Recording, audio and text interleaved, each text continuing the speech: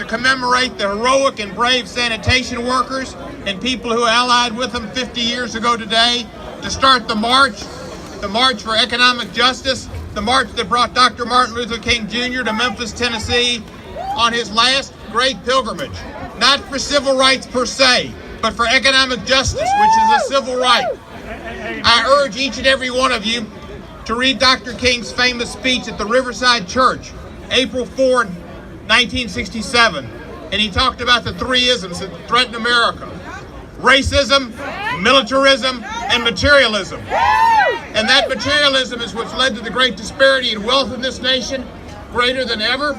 The disparity in wealth that the Trump team is contributing to and making even greater with their tax scam, their tax cuts that gave 85% of the money to 1% of the economy. 1%, the upper 1% got 85% of the money.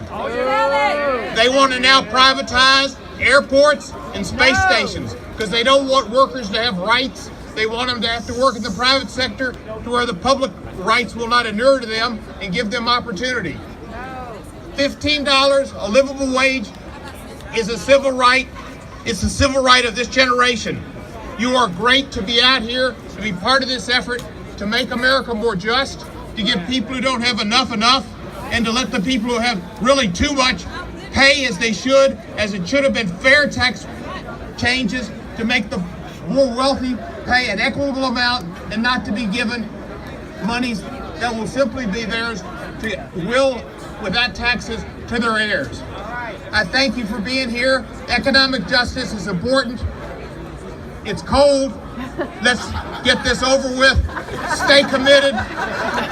Stay involved. Register everybody to vote. The bottom line is we've got to take back the Congress in November, and we've got to take the White House back.